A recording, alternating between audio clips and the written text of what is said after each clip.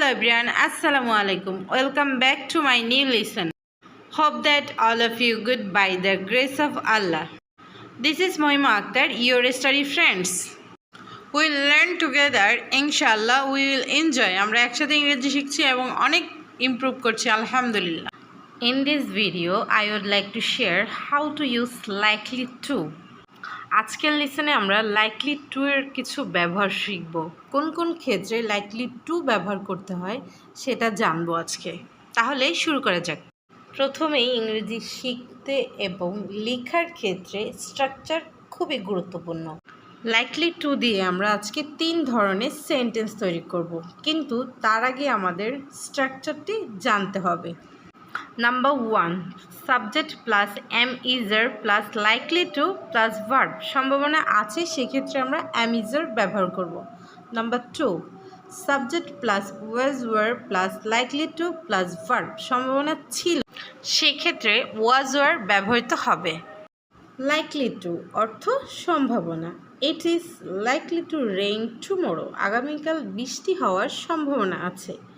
She is likely to get the job with her experience. তার অভিজ্ঞতার সাথে কাজটি পাওয়ার সম্ভাবনা আছে। I was likely to talk to you. আমার তোমার সাথে কথা বলার সম্ভাবনা ছিল। যে কোনো ক্ষেত্রে সম্ভাবনা আছে অথবা ছিল, সেই সব ক্ষেত্রেই লাইকলি টু ব্যবহৃত হয়। যে কোনো ক্ষেত্রে বেশি সম্ভাবনা আছে, সেই সব ক্ষেত্রেই মোর লাইকলি টু ব্যবহৃত হয়। যেমন people are more likely to succeed if they work hard. লোকেরা কঠোর পরিশ্রম করলে সফল হওয়ার সম্ভাবনা বেশি। This route is very likely to have less traffic. এই রুটে কম ট্রাফিক থাকার সম্ভাবনা বেশি। Children are more likely to try new foods.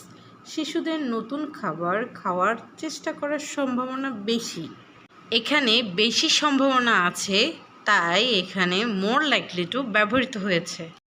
যে কোনো কিছু কম সম্ভাবনা আছে, সেই সব ক্ষেত্রে লেস লাইকলি টু ব্যবহৃত হয়। For example, he is less likely to forget if he writes it down. সে এটি লিখে রাখলে তার ভুলে যাওয়ার সম্ভাবনা কম। People are less likely to get sick when they eat healthy. লোকেরা স্বাস্থ্যকর খাবার খেলে অসুস্থ হওয়ার সম্ভাবনা কম থাকে। I was likely to go abroad. আমার বিদেশ যাওয়ার সম্ভাবনা ছিল। কম সম্ভাবনা আছে, সেক্ষেত্রে লেস লাইকলি টু হবে। বেশি সম্ভাবনা আছে, সেক্ষেত্রে মোর লাইকলি টু হবে, এবং সম্ভাবনা আছে, সেক্ষেত্রে শুধু লাইকলি টু ব্যবহৃত হবে। আশা করি আজকের লিসেনটি দেখলে লাইকলি টুর ব্যবহার বুঝতে পারবেন। আই হোপ আজকের লিসেনটি আপনাদের ভালো লাগবে। যদি ভালো লেগে থাকে অবশ্যই কমেন্ট করে জানাবেন এবং সাবস্ক্রাইব করে পাশে থাকবেন। ধন্যবাদ। Thank you for watching. আল্লাহ হাফেজ।